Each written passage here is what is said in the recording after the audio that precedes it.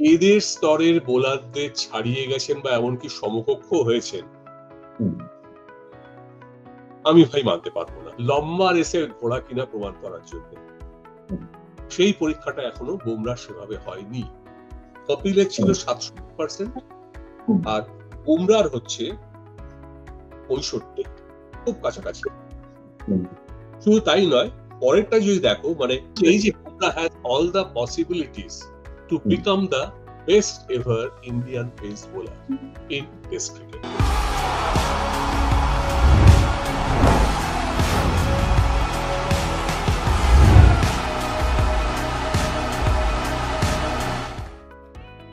নমস্কার, wheeler Willey আবার আপনাদের সকলকে স্বাগত জানাই। আজকে আবার আমাদের সঙ্গে রয়েছেন আমাদের ক্রিকেট বিশেষজ্ঞ কলরব রায়। কলরব দা, উইলার উইলে আবার আপনাকে স্বাগত। নমস্কার। কলরব দা, সদ্য সমাপ্ত বর্ডার গাভাস্কার ট্রফি যে 5টা টেস্ট হলো, সেখানে নিঃসন্দেহে বলা যায় ভারতের তরফ থেকে সেরা পারফরমারের নাম জসপ্রীত বুমরাহ। একটা ইনিংসে বল করার সুযোগ পাননি আহত থাকায়, এবং আর একটা ইনিংসের অর্ধেক ইনিংস অবস্থায় মাঠ ছেড়ে বেরিয়ে গেছিলেন। তা সত্ত্বেও 5 টেস্টের সিরিজে 32টা উইকেট, এবং শুধু তাই নয়, তার দল 3-1 সিরিজ হারা সত্ত্বেও তিনি ম্যান অফ দ্য সিরিজ হয়েছেন, এবং এই সিরিজের মধ্যেই নিজের 44তম টেস্টে 200 উইকেটে পৌঁছেছেন টেস্ট ক্রিকেটে। ফলে স্বাভাবিকভাবেই বুমরাহ পারফরমেন্স নিয়ে, বুমরাহ কত বড় মাপের বোলার, এই নিয়ে একটা আলোচনা চারিদিকে হচ্ছে, এবং সেটাই আজকে আমাদের আলোচনার বিষয়। যে আপনার চোখে, যেহেতু আপনি অনেকদিন ধরে ক্রিকেটটা দেখছেন, আপনার চোখে বিশ্ব মঞ্চে আপনি যখন থেকে ক্রিকেট দেখছেন বা তার আগে বা তার কিছুটা পর থেকে, ফাস্ট বোলার হিসেবে এখনো অব্দি বুমরাহর যে কন্ট্রিবিউশন, আপনি বুমরাহকে কোন জায়গায় দেখতে পাচ্ছেন? প্রথমে বলে নিই একটু বুমরাহর বিশেষত্ব যেগুলো আমার চোখে লেগেছে বা চোখে লাগে। একটা নম্বর হচ্ছে, মানে ওর অ্যাকশনটা তো আছেই, সেটা সবাই জানেন। তার সঙ্গে বুমরাহ করেন দেখেছি আর কি, সেটা হচ্ছে বিশেষ করে এখন টিভিতে অনেক ক্লোজ আপে ভালো দেখায়, বলের সিমের ব্যবহারটা এবং অ্যাঙ্গেলটা, এইগুলোকে কিন্তু উনি চমৎকার ব্যবহার করেন।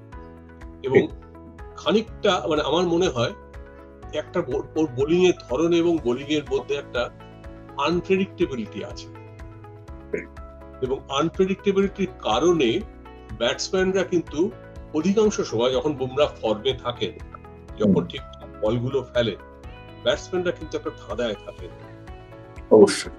ফলে আমার মনে হয় একটা বড় কারণ যার জন্য বুমরাহ কিন্তু এখনো পর্যন্ত আন্তর্জাতিক ক্রিকেটে সেভাবে মার খান। ওর বোলিং গড়টা এখনো 20 নিচে রয়ে গেছে। অন্তত 200 উইকেট পাওয়া অব্দি ছিল, আমি লাস্টটা পরে জানি না, কিন্তু এবং এইটা একটা বড় ব্যাপার। এটা আমার মনে হয়, আমার খুব স্ট্রাইক করেছে যে এই ছেলেটি বা এই বোলারটি, এইটা একটা ব্যাপার আছে যেটা কিন্তু খুব, মানে যদি আগেকার আমলে বোলারদের দেখি বা যাদের কথা আমার মনে পড়ে পেস বোলার বললেই, তাদের মধ্যে যদি দেখো 70-এর দশক থেকে শুরু করলে আমি দেখবো Dennis Lillee, Richard Hadlee, Glenn McGrath, পরে আরো করবো ওয়াকার ইউনুস, এদের কয়েকজনের কিন্তু যদি দেখো আর কি, আমার যা মনে হয়, এটা আমার চোখে যা লেগেছে, ডেল স্টেইন, এদের বোলিং এর অ্যাকশনের মধ্যে একটা ক্লাসিক্যাল ব্যাপার আছে। তো এই ক্লাসিক্যাল ব্যাপারটার মধ্যে দেখতে যেমন সুন্দর লাগে, ব্যালেন্স যেমন অনেক আছে, এরা যেমন অনেকদিন খেলতে পেরেছেন নানা রকম চোট আঘাত উপেক্ষা করে বা সামলে নিয়ে, এবং কপিল দেবও আছেন এখানে। তো এর মধ্যে কিন্তু এই বুমরাহর বোলিং এ কিন্তু একটা ওই ভেরিয়েশনের জায়গাটা বুমরাহ নিয়ে এসছে, যেটা আমার চোখে লাগে একটু অন্যরকম ভাবে বল করে। আমার ধারণা ব্যাটারদের কাছে বুমরাহ একটা, মানে ধাঁধা গোছের হয়ে থাকেন মাঝে মাঝে। এইটা আমার মনে হচ্ছে। আমি বুমরাহর বোলিং এর বিশেষত্বটা বললাম, স্ট্যাটিস্টিক্স এর মধ্যে যাচ্ছি না, তবে এটা স্ট্যাটিস্টিক্স সাপোর্ট করবে, কারণ দেখা যাচ্ছে যে 200 উইকেট পেয়েছেন যারা পেস বোলারদের কথা বলছি অবশ্যই টেস্টে, তাদের মধ্যে বুমরাহর গড়টা সবচেয়ে কম। 19.5 মতো, মানে উনি যখন 200 মাইলস্টোন হিট করলেন, এবং এর কাছাকাছি গড় একমাত্র আছেন, এখনো খেলছেন একজনই, কাইল জেমিসন। কাইল জেমিসনের সামান্য বেশি বুমরা, তবে অবশ্যই মানে এটা দিয়ে কিছু বলা যায় না, কারণ কাইল জেমিসন বুমরার থেকে বেটার বোলার, এটা বলাটা বাতুলতা, একদম একদম প্রশ্নই আসে না। একদম এইখানটাতে আর কি বুমরার বিশেষত্বটা আমি বললাম। এবার বাকি বোলার কয়েকজনের যাদের নাম করেছি, তাদের মধ্যে অবশ্যই তারা অনেকদিন খেলেছেন, যাদের নাম তারা কেরিয়ার শেষ করে ফেলেছেন। তবে দুজনের নাম ওখানে খেয়াল রাখতে হবে যারা কিন্তু এখনো খেলছেন, একজন প্যাট কামিন্স আর একজন কামিন্স রাবাদা। তো এই তিনজন পেসার, বুমরা এবং এই দুজন, এরা কিন্তু এখনকার পেস বোলিং এর বিশ্ব ক্রিকেটে আমার মনে হয় সবচেয়ে বেশি ধারাবাহিকভাবে প্রভাব বিস্তার করে চলেছেন। রাবাদা মার খেয়েছেন কিছু কিছু ইনিংসে, কিছু কিছু স্পেলে, কামিন্সও খেয়েছেন, বুমরা সেভাবে এখনো খান। এইখানটাতে আর কি আমি একটা এখনকার খুব সংক্ষেপে একটা এখনকার বোলারদের মধ্যে একটা চিত্র নিয়ে এলাম ওয়ার্ল্ড স্তরে, বিশ্ব স্তরে। আর যদি আমি ওভারঅল পিকচারটা ভাবি, কারণ অনেক ক্ষেত্রেই মানে সামাজিক মাধ্যমে রিসেন্টলি, কারণ আমরা বেসিক্যালি একটু রেফারেন্সি বায়াসে ভুগি তো, এবং সেই জায়গা থেকে দাঁড়িয়ে কারণ আমি একটা খুব ছোট্ট উদাহরণ দিই, আমি কেন প্রশ্নটা জিজ্ঞেস করছি। 2016, 17 বা 18 সময় মনে হচ্ছিল যে ফর্মে বিরাট কোহলি ব্যাট করছেন, তিনি বোধহয় ডন ব্র্যাডম্যানের কাছাকাছি পর্যায়ের ব্যাটার, অ্যাটলিস্ট ব্র্যাডম্যান না হলেও জর্জ হার্টলি টাইপের। কিন্তু আজকে যেই সময়টা একটু গড়ালো, একটা লঙ্গার স্প্যান আমরা পেলাম, আমরা দেখে আসছি তার অ্যাভারেজটা বোধহয় মোহাম্মদ আজহারউদ্দিনের টেস্ট অ্যাভারেজের কাছাকাছি এসে দাঁড়িয়েছে। মানে আমরা গাভাস্কার, সচিন, সেহবাগকে ছেড়ে দিচ্ছি। তো ফলে লংজিভিটিটা একটা খেলোয়াড়ের কাছে খুব গুরুত্বপূর্ণ বিষয়, সেটা তার ফিটনেসকে প্রুভ করে, সেটা তার টেম্পারমেন্টকে প্রুভ করে। তো সেই জায়গায় দাঁড়িয়ে যাদের সঙ্গে ইতিমধ্যেই বেশ কিছু নামের সঙ্গে আলোচনা করা হচ্ছে স্ট্যাটিস্টিক্যালি, যেহেতু ফিগারটা বুমরার অনেক বেটার, সেই জায়গাটায় আপনার কি মনে হয় বুমরা এই সমস্ত বোলারদের সঙ্গে, আপনি বুঝতে পারছেন আমি তাদের কথা বলছি, কতটা তুলনাযোগ্য? দেখো, মানে একটা কথা আছে ইংরেজিতে, ডিউরেবিলিটি, যেটা জীবনের সব ক্ষেত্রেই কাজে লাগে। মানে একটা জিনিসের প্রকৃত মূল্য কতটা, যে কোনো জিনিসের, সেটা কিন্তু অনেকাংশে নির্ভর করে সেটা আমাকে দীর্ঘদিন ধরে কনসিস্টেন্টলি ভালো সার্ভিস বা পারফরমেন্স দিয়ে যাচ্ছে কিনা। তো এই পরীক্ষাটা কিন্তু এখনো জসপ্রীত বুমরার মাঝপথে। 18 থেকে খেলছে, এটা বোধহয় তার ক্যারিয়ারের 7ম বছর হলো। 18, 19, 20, 21, 22, 24 হলো, 7th ইয়ার মোটামুটি কমপ্লিট করলেন ক্যারিয়ারে। তো যাদের সঙ্গে তার তুলনা হচ্ছে বলে শুনছি জন্য, তাদের মধ্যে প্রায় প্রত্যেকেই 10 থেকে 12 বছর টেস্ট ক্রিকেট খেলেছে। আমি আন্তর্জাতিক টেস্ট ক্রিকেটের কথাই বলছি, আমি 3 ফরম্যাট মেলাতে চাই না। তুলনাটা মূলত টেস্ট ক্রিকেট। বুমরা 200টা টেস্ট উইকেটে পৌঁছেছে, উনি 5 সামথিং অ্যাভারেজে। তো সেখান থেকে দেখা হয় আর কি, মানে কেউ যদি আমাকে বলেন যে এখনই অ্যাজ উই স্পিক 2025 সালের গোড়ায় বসে যে Bumrah, Dennis Lillee, Richard Hadlee, Glenn McGrath, Dale Steyn, Malcolm Marshall, Curtly Ambrose, Malcolm Marshall, এদের স্তরের বোলারদের ছাড়িয়ে গেছেন বা এমনকি সমকক্ষ হয়েছেন, আমি ভাই মানতে পারবো না। আমার প্রশ্নটা ঠিক এই জায়গাটা, কেন মানতে পারবেন? কোথায় তারা এগিয়ে বা বুমরা পিছিয়ে? একটা বড় কারণ বলি আর কি, সেটা হচ্ছে বুমরার পরীক্ষা এখনো সম্পূর্ণ হয়নি।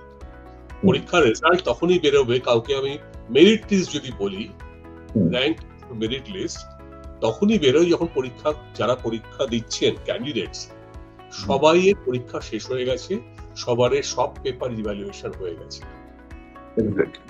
তো এই বাকি যে বোলারদের নাম বললাম, তাদের কিন্তু পরীক্ষা শেষ, কিন্তু বুমরা বা সমসাময়িক কামিন্স বা রাবাদা এদের কিন্তু এখনো পরীক্ষা শেষ হয়নি, পরীক্ষা চলছে। কেউ সেদিন খেলছেন, রাবাদা বোধহয় গোটা শতকের ঘরে টেস্ট খেলেছেন, কামিন্সও বোধহয় এরকম। তো কাজেই পরীক্ষা শেষ না হওয়া অবধি পরীক্ষার ফল ঘোষণা করে দেওয়া, মানে ভালো করছেন ঠিক আছে, মানে এটা তো নয়, এটা করতে গেলে এইখানটাতে একটা আমার মানে আমি ওই জন্য মানতে পারবো না, আর কোনো কম্পারিজনে আমি যাচ্ছি না। আর একটা পয়েন্ট বলবো, মার পেলে বুমরা কিভাবে সেটাকে সামলে বেরিয়ে আসেন, এইটা একটা বড় পরীক্ষা। মানে বক্সিং এর একটা কথা আছে, বক্সিং উপলক্ষে বলা হয়েছিল, আমি শুনেছি, যে তুমি কতবার বিপক্ষকে ঘুষি মেরে ফেলে দিলে সেটা বড় কথা, তার থেকেও বড় কথা হচ্ছে ঘুষি খেয়ে মাটিতে পড়ে গিয়ে আবার উঠে দাঁড়িয়ে প্রত্যাঘাত করতে পারছো। এইটার ব্যাপারে তোমার এইটা কিন্তু একটা বড় জিনিস, যে তুমি লম্বা রেসের ঘোড়া কিনা প্রমাণ করার জন্য। সেই পরীক্ষাটা এখনো বুমরা সেভাবে হয়নি। মানে আমি যাদের কথা বললাম আগে, তাদের মোটামুটি হয়ে গেছে, কম বেশি হয়ে গেছে, যে কয়েকজনের নাম বললাম, ঠিক আছে। সেই জন্য আমি এখনো কিন্তু এইটা, হ্যাঁ, প্রচুর পরিমাণে পোটেনশিয়াল আছে, সম্ভাবনা আছে। মানে দেখা যাবে হয়তো বুমরা যদি আরো 3-4 বছর খেলেন, মানে গোটা 10 বছর যদি ওর টেস্ট ক্যারিয়ার হয়, তারপর দেখা যাবে হয়তো বুমরাই ভারতের অন্তত, বিশ্বের কিনা আমি বলতে পারবো না, বিশ্বের বোধহয় বলা যাবে না, ভারতের হয়তো সর্বশ্রেষ্ঠ পেস বোলার হিসেবে বুমরা বেরিয়ে আসবে। মানে আরো 3-4 বছর খেললে, যদি এই ফর্ম মেনটেন করেন এবং ফর্মের সঙ্গে ফিটনেসটা যেহেতু জড়িত, এইখানটা চলে আসবে। কিন্তু তার আগে অবধি আমি ওই জন্য বললাম, আমি এখনো পর্যন্ত এটা মানছি না। আর মানে এই নয় যে বুমরা খারাপ বলেন বা বুমরাকে কোনোভাবে, সেটা বলার কোনো প্রশ্নই নেই। সেটা হচ্ছে এই যে Bumrah has all the possibilities to become the best ever Indian pace bowler in test cricket.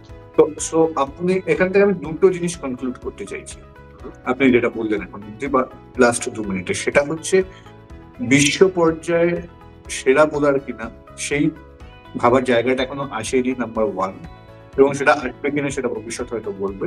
কিন্তু আজকে এই মুহূর্তে দাঁড়িয়ে তিনি এখনো অবধি ভারতের সেরা বোলারও নন, মানে অন্তত টেস্ট ক্রিকেটের নিরিখে। আপনি কি এটাই বলতে চাইছেন?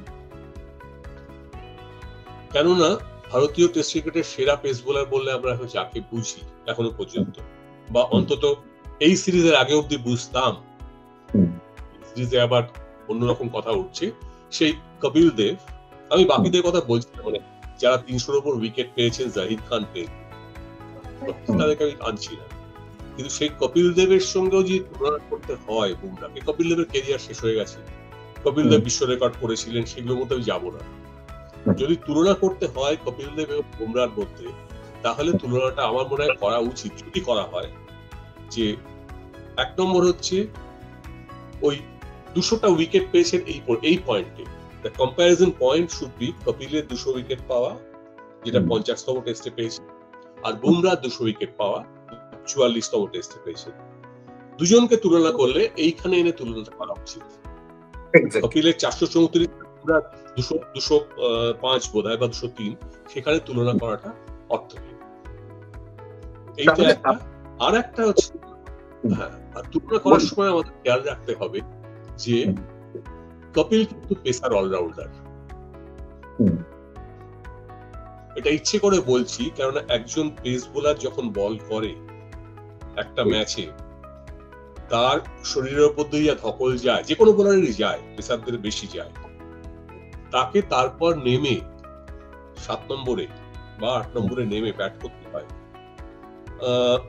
এইটা, এবং মাঠে ফিল্ডিং করার সময় আউটফিল্ডে বা ক্লোজিংয়ে, ফিল্ডিং এ পাস দিয়ে বল গলে যাবে বা বল ছুটতে দেরি হবে আউটফিল্ড থেকে, এগুলো কিন্তু খেলার মাঠে একটা দলকে সাহায্য করে, ভীষণ প্রয়োজনীয়। এই কম্পারিজনকে যেন না যাওয়া হয়, ওই জন্য কপিল অ্যাজ বোলার এবং Bumrah as bowler, pace bowler, এই তুলনাটার মধ্যে সীমাবদ্ধ থাকাই ভালো। তো এই তুলনাটা আপনার এই জায়গায় তুলনাটা কি বলছে, মানে আপনার তুলনা অন্তত বা আপনার লজিক অন্তত কি বলছে? 200 উইকেট কপিল দেব টেস্ট ক্রিকেটে, 200 উইকেট জসপ্রীত বুমরা টেস্ট ক্রিকেটে। এর মধ্যে আমি কিছু স্ট্যাটিস্টিক্স দেখছিলাম, মানে কপিলের ক্যারিয়ারটাকে কাটেল করে ওই পয়েন্ট অব্দি নিয়ে এসে, এবং বুমরার ক্যারিয়ারটা যে পয়েন্টে ছিল, মানে গত মাসে 200 উইকেট পাওয়ার পর, তো সেখানে দেখছিলাম অবশ্যই বুমরার মানে অ্যাভারেজ এবং স্ট্রাইক রেট এবং ইকোনমি, যে তিনটে প্যারামিটার ধরা হয় বোলারদের ক্ষেত্রে, টেস্ট ম্যাচেই বলছি আর কি। টেস্ট ম্যাচে অবশ্য মানে স্ট্রাইক রেটটা থেকে ইকোনমিটা প্রাধান্য বেশি পায়, অ্যাভারেজ প্রাধান্য পাবে সেখানে, এবং অবশ্যই কতগুলো টেস্টে পেয়েছে। এবারে এখানে ডেফিনেটলি বুমরা এগিয়ে আছে, প্রত্যেকটা সংখ্যা ফেললে দেখা যাবে। আচ্ছা, তো যেটা মধ্যে আমি দেখলাম এটা মানে বেশ ভালো মিল আছে দুজনের মধ্যে। মিলটা কেন বলছি, যে ধরো ব্যাটারদের আউট করা, এবারে বোলারদের কাজ তো ব্যাটসম্যানদের আউট করা এবং রান আটকানো, তো আমি আউট করার দিকটা দেখছি, কারণ টেস্ট ক্রিকেটে মানে 20টা উইকেট নিয়ে তবে তো ম্যাচ জেতা যায়। অবশ্যই সেখানে দেখলে আমি দেখছিলাম মানে top order batsman, top order top মানে লিটারালি 1 থেকে 3 নম্বর নয়, প্রথম 7 জন, 1 থেকে 7 নম্বর ব্যাটারদের মধ্যে, সেখানে আমি দেখছি 8 জনকে ধরবেন না 6 জনকে ধরবেন? 1 থেকে 6 1 থেকে 6 এর মধ্যে মানে ওর পার্সেন্টেজ অফ ডিসমিসাল 200 এর মধ্যে ধরলে কপিলের ছিল 67%, আর বুমরার হচ্ছে 65, খুব কাছাকাছি। শুধু তাই নয়, পরেরটা যদি দেখো মানে 7 এবং 8 নম্বর, মানে যারা মানে ওই মানে ব্যাটিং এর আর টেল এন্ডের মাঝখানটা যারা থাকেন আর কি, তো সেখানে কপিলের ক্ষেত্রে 13% আর বুমরার ক্ষেত্রে 18%, আর টেইল এন্ডারের ক্ষেত্রে কপিল পেয়েছেন 20%, বাকি যা উইকেটের মধ্যে থেকে, বুমরার ক্ষেত্রে সেটা 17%। অর্থাৎ যদি খুব ন্যারোলি বিচার করা যায়, খুব সামান্য হলেও টপ অর্ডার আউট করার ক্ষেত্রে কপিল দেব খুব সামান্য হলেও এগিয়ে বুমরার থেকে, সামান্য 67 আর 65 আমি পার্সেন্টেজে দেখছি। আর এই এবং এন্ডের দিকে আবার কপিলের টেল এন্ডের ক্ষেত্রে কপিল 20%, বুমরা 18%, সামান্য ডিফারেন্স, মানে ওই যে বলতে পারো এই 2% এর ডিফারেন্সটা ওইখানে হয়তো ব্যালেন্স হয়ে গেছে কিভাবে, কপিল 2% এগিয়ে ওপরের দিকে, আর বুমরা পিছিয়ে এখানটাতে। তো এইটা একটা ব্যাপার আছে, এইটা আমি দেখছিলাম। আর আরেকটা দেখছিলাম, সেটা হচ্ছে ব্যাটারকে কত তাড়াতাড়ি বা কত কম রানে ফেরত পাঠানো যায়, সেই স্ট্যাটসটার মধ্যে মিল আছে ভালো মতো। মানে কপিলের ক্ষেত্রে আমি দেখছি সিঙ্গেল ডিজিট, মানে 0 থেকে 9 এর মধ্যে 49% উইকেটের আউট করেছেন ব্যাটারদের তারা সেখানে, বুমরা সেটা 52%, whereas 30 এর নিচে, মানে আমরা মোটামুটি টেস্ট ক্রিকেটে ধরে যেতে মানে 30 হচ্ছে একটা ভদ্রগোছের রান, সেখানে মিলে হচ্ছে 26%, বুমরাও 26%। আর সেঞ্চুরি যদি দেখো মানে 100-র উপরে, সরি 100 কি ধরেছি না, সরি এটা হচ্ছে 50 নিচে 12% জনেরই, আর 4% সেঞ্চুরি করেছেন কপিলে আউট করা ব্যাটাররা, 3% হচ্ছে বুমরার আউট করা ব্যাটাররা। এখানেও ভীষণ কিন্তু একটা মিল আছে, খুব ক্লোজ, সামান্য তখন তো থাকবেই, খুব ক্লোজ, ভীষণ ক্লোজ। এই দুজনের মধ্যে কিন্তু একটা নিয়ে মানে ডিসমিসাল, মানে কোন লেভেলের ব্যাটসম্যান, মানে কোন 1 নম্বর 2 নম্বর থেকে আরম্ভ করে সেই লেভেলের ব্যাটসম্যান একটা, আর ব্যাটসম্যানকে কত তাড়াতাড়ি ফেরত পাঠাতে পেরেছেন, এই দুটোর মধ্যে কিন্তু ভীষণ মিল আছে দুজনের মধ্যে, কাছাকাছি, খুবই কাছাকাছি আছে। তো এইটা আমি কিন্তু যা দেখছিলাম, তো এইটা আমার মনে হয়েছে যে সিগনিফিকেন্ট। মানে আমি জানি না, আমি জাহিদ খান দেখলে হয়তো কি ধরনের ডেটা আসবে, দেখি সুতরাং প্রশ্ন আসছে না, কিন্তু ডেফিনেটলি দুজনের মধ্যে কাছাকাছি। অবশ্যই না, আমি জাহিদ খানের ক্ষেত্রে আমি আসতে চাইছি না, কারণ জাহিদ খানের 200 উইকেট পাওয়ার টেস্ট সংখ্যাটা হয়তো এতটা কাছাকাছি হবে না, যেটা বুমরার ক্ষেত্রে 44 এবং কপিল দেবের ক্ষেত্রে 50। এবং এখানে আপনাকে আমি আরেকটা জিনিস জিজ্ঞেস করি, সেটা হচ্ছে এই যে 200 উইকেট, এই 200 উইকেট পাওয়াটা মধ্যে বুমরা কতগুলো উইকেট, কারণ দুজনে যেহেতু ভারতীয় এবং স্পিন সহায়ক উইকেটে ভারতের স্পিন সহায়ক উইকেট হয় বলেই আমরা জানি বা দেখে এসেছি, সেখানে বুমরার পারফরমেন্স এবং কপিল দেবের পারফরমেন্স এই এই পর্যায়ে দাঁড়িয়ে কত মানে কেমন পিকচার সেটা? সেখানটাতে একটা বড় তফাৎ হয়ে যাচ্ছে, সেটা এমনিতে বুমরার কেরিয়ারই এখনো পর্যন্ত হয়েছে। বুমরার 45 টেস্ট খেলেছেন, মানে আমি সেকেন্ড 200 উইকেট পাওয়ার টেস্ট ধরলে 44, তার মধ্যে 12টা টেস্ট উনি দেশের মাঠে খেলেছেন। বুমরা বেশিরভাগ খেলেছেন দেশের বাইরে, হয় বিপক্ষ দলের দেশে অথবা নিউট্রাল, মানে একটা ম্যাচ নিউট্রাল ছিল আর কি, WTC চ্যাম্পিয়নশিপ। কপিলের ক্ষেত্রে যেটা হয়েছে সেটা হচ্ছে, কপিল কিন্তু এর মধ্যে 26টা ম্যাচ, মানে 50 টেস্টে 200 উইকেটে পৌঁছেছিলেন, তার মধ্যে 26টা হচ্ছে দেশে, 24টা বিদেশে, এবং উইকেটের সংখ্যা দেশে 110, বিদেশে 90। আর বুমরার ক্ষেত্রে হচ্ছে 12 এবং 32, 47টা উইকেট দেশে, 156টা উইকেট, মানে 203 যখন হয়ে গেছে বিদেশে। বুমরা কিন্তু মানে বিদেশের মাঠেই বুমরা বেশি খেলেছেন এবং পারফরমেন্স সাকসেসও বুমরার অনেক বেশি।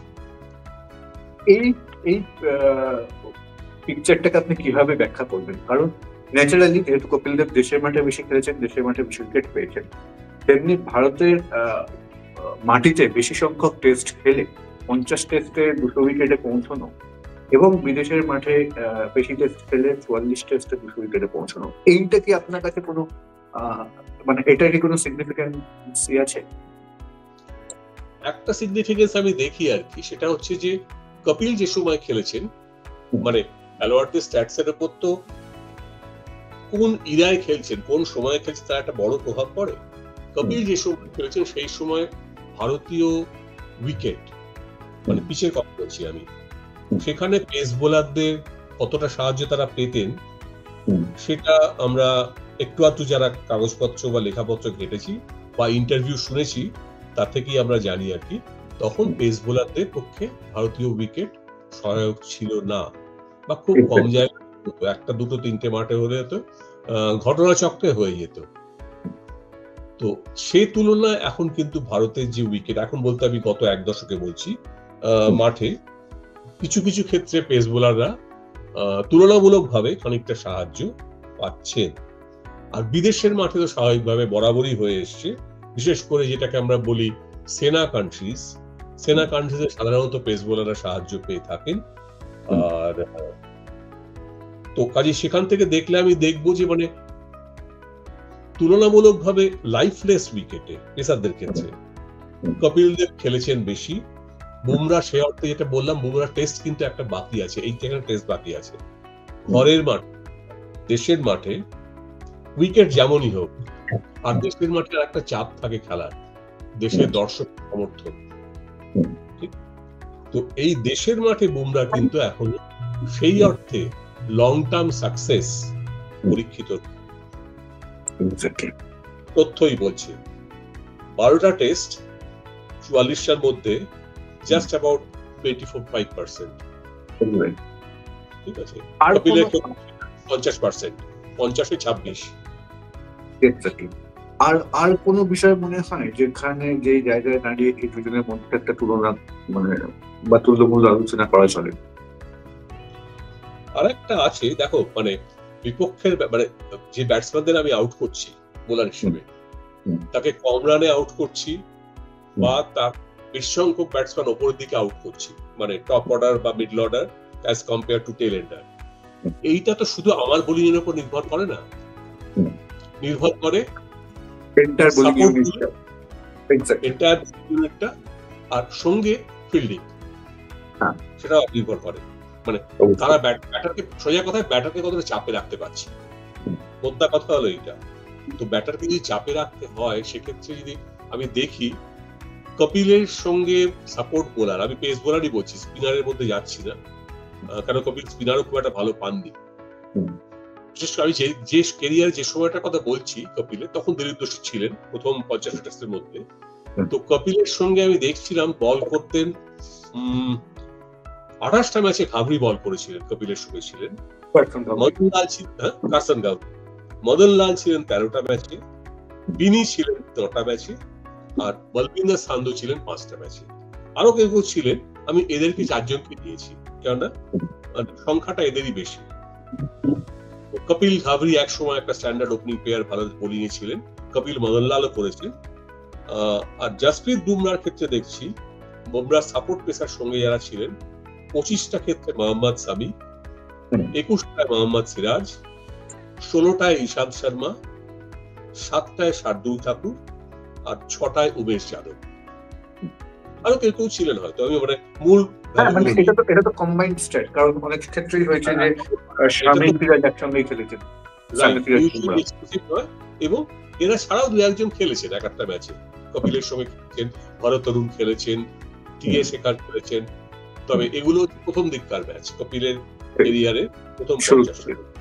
এইবার যদি এই বোলিং ইউনিট গুলো তুলনা আমি করি, এবং বুমরা বল করার সময় রবি অশ্বিন অথবা রবীন্দ্র জাদেজা অথবা দুজনেই একসঙ্গে বোলিং অ্যাটাকের মধ্যে ছিলেন, যাদের দুজনেরই 300 প্লাস করে টেস্ট উইকেট রয়েছে, একজনের তো 537টা উইকেট, রবীন্দ্র জাদেজা 300 পেরিয়ে গেছে।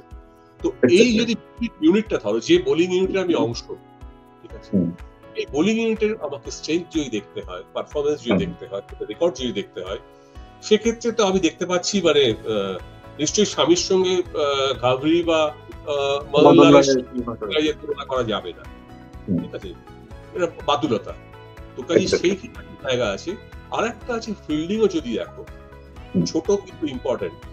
ভারতের ফিল্ডিং এখন বিশেষত গ্রাউন্ড ফিল্ডিং এবং ক্লোজ ক্যাচিং বা স্লিপ ক্যাচিং, হ্যাঁ, বা স্লিপে যে এজ গুলো ধরা, এই জায়গাগুলো, তো এখানে কিন্তু এখন ভারতীয় ফিল্ডিং সেই সময় মানে কপিল দেবের 78-79-80 কপিল দেব, তার তুলনায় ভারতের বুমরার এখনকার যে ভারতীয় ফিল্ডিং, তারা অনেকটা এগিয়ে, অনেকটা এগিয়ে অবশ্যই। আর দল হিসেবে দ্বিতীয় একটা পয়েন্ট আমি বলি, দল হিসেবেও কিন্তু ভারত এখন অনেক সমীহ পায়। মানে লেট 70s এর বা আর্লি 80s এর ভারতকে আন্তর্জাতিক ক্রিকেটে যা সমীহ করা হতো,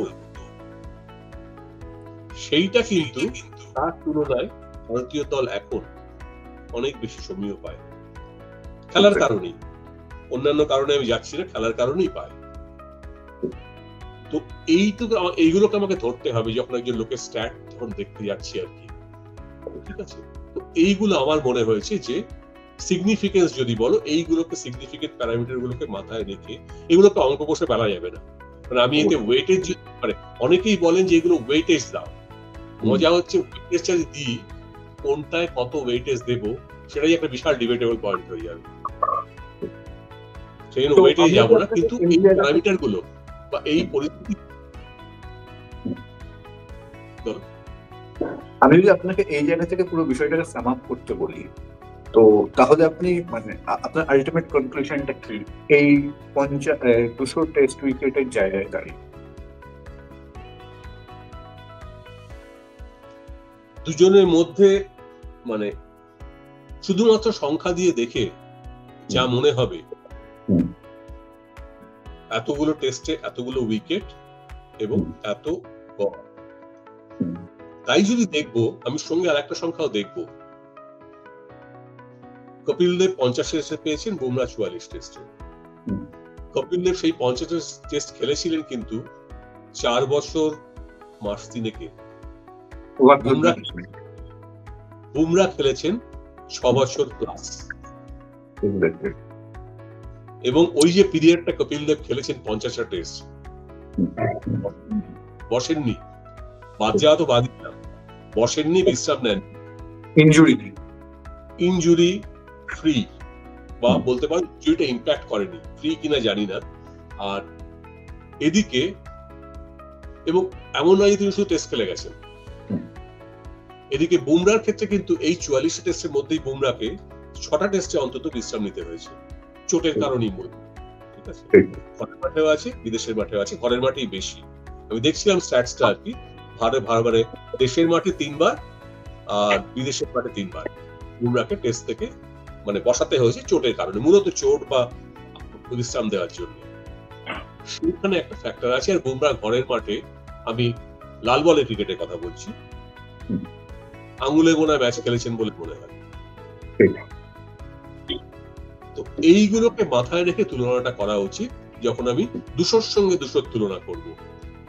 সব নয়, এই দুটো 200 সেম সংখ্যায়, কিন্তু সব 200-র পেছনে আরো অনেক কাহিনী লুকিয়ে আছে।